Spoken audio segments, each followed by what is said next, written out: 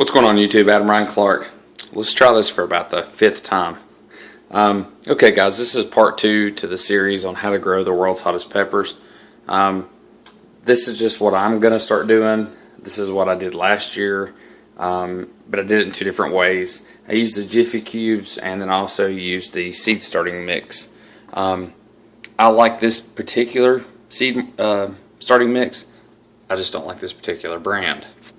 The reason I like it is because it's sterile soil, it's all organic, there's some twigs and bark and stuff like that in there, so I mean you have to kind of pick through it a little bit, but it works good. So let me start off. I had some leftover RO water. Sorry this water looks so brown, guys. It's because I've already been doing some of these, but I wanted to shoot this before I finished up.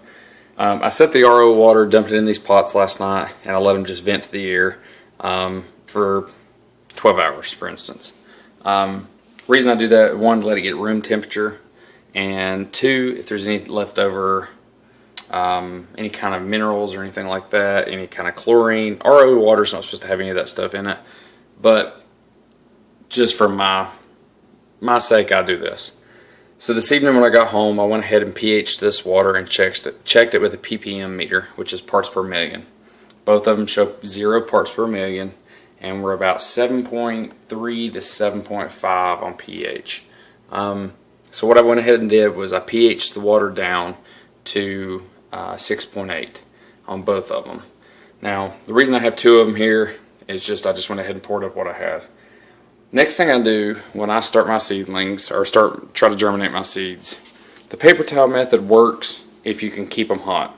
These guys have been in the attic for 2 weeks, and as you can tell, I'll do a close-up, no germination. I just have horrible luck with germination. I've never had luck with the heating pad because the heating pad ends up shutting off after 8 hours, and it's just aggravating. So this way, I think this way is going to actually work and work good.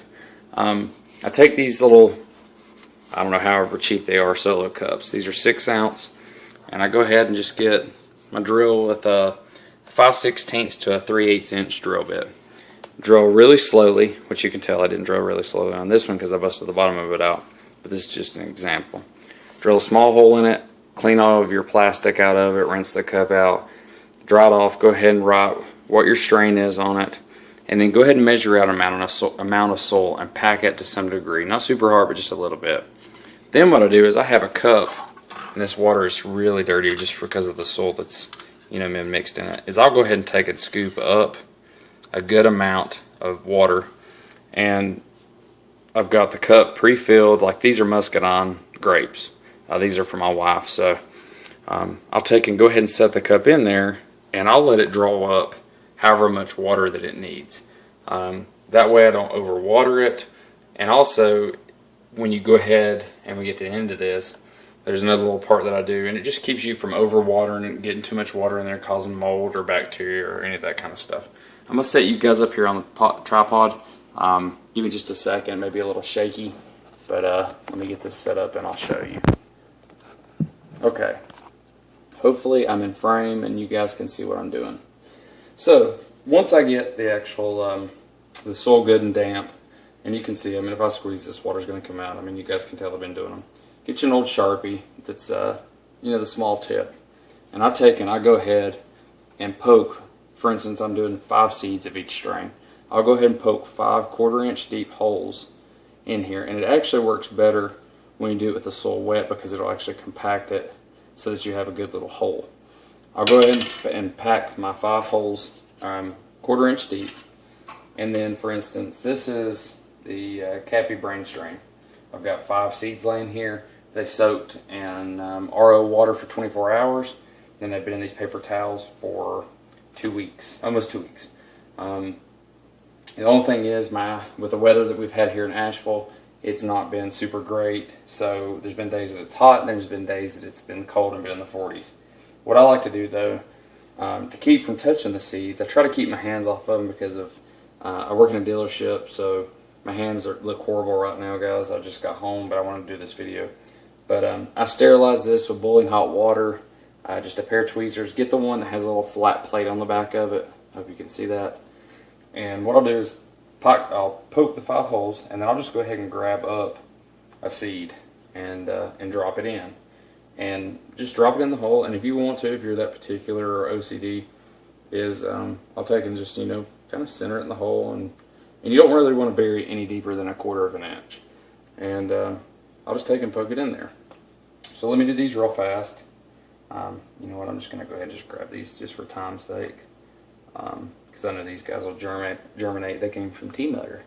So tea mutter's seeds always germinate. Once you get them all in there, the 5, I take and I'll get them in there, and then I have a cup sitting over here in the seed starting mix, and I'll scoop out just enough to where it'll actually cover up what holes that I've actually dug or poked in here, the 5 holes. And I'll take and just literally, guys, just enough just to cover them. Because anything over 1/4 of an inch, it's going to take them longer to be able to actually stretch out. Here I am dropping my sterilized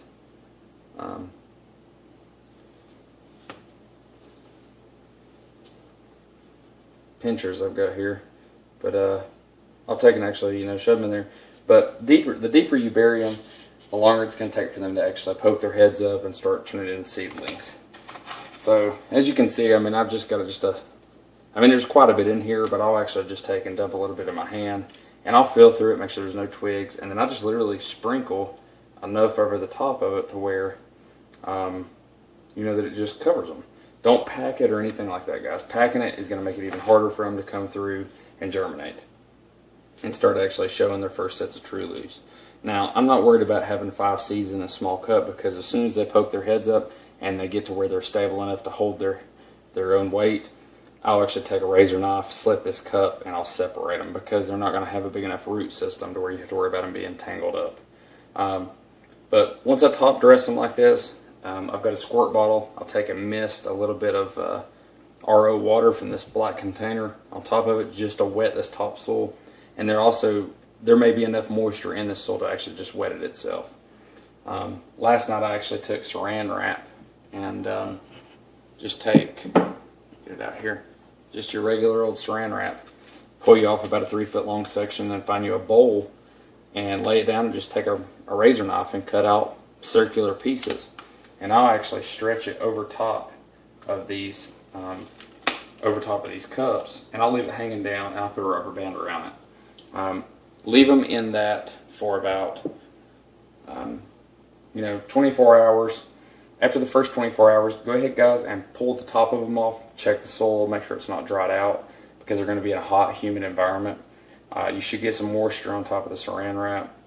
And then, but just once a day, once every couple days, pull the lid off of them, let them get some fresh air, make sure the soil's not dried out, mist them a little bit, throw saran wrap back on it, the rubber band around it. What I do is, once I've done this, I'm going to put them into like a big shoe box. And I'll take and either put a towel inside of it or a towel around it, just so that it'll hold in heat. So if it does get cold at night, with this being in my attic, it will, it'll hold in some of the heat. Now you can do the heat mat trick. I can't find the right heat mat right now, and the pet store ones are like $35, and I'm not paying $35 for a reptile heat mat. But guys, this is just a quick little, how to get them germinated. If the paper towel trick doesn't work, I guarantee you this trick will work. I've had good success last year with the trick with the cellophane over top, or the saran wrap over top of it, just because the soil holds the heat in. It's high humidity, and they're more liable to start looking for sunlight, being in darkness, and it's cheap, it's inexpensive. Guys, please continue to subscribe. I'm 2 away from the 200 mark, which would make me just super excited. Hopefully I'm in frame here. I'll lean down a little bit. I'm 2 away from 200, and I'm a Google AdSense or a Google partner, or whatever, YouTube partner. And so thumbing up these videos really helps me out, because it helps me buy my supplies from the Google AdSense account to be able to grow and do these videos for you guys. And I know this is a little repetitive videos from last season, but this is more into detail and what I found works best for me. It may work different from you, and what I enjoy to do. So the Google AdSense cameraman, they bought this stuff. It bought the Ziploc bag, stuff like that. I don't make a whole lot of money off of it, but it's it's definitely worth it. Well, guys, please continue to rate, comment, and subscribe. And if you have any questions, leave them in the comments. Talk to you later, guys. See you. Bye.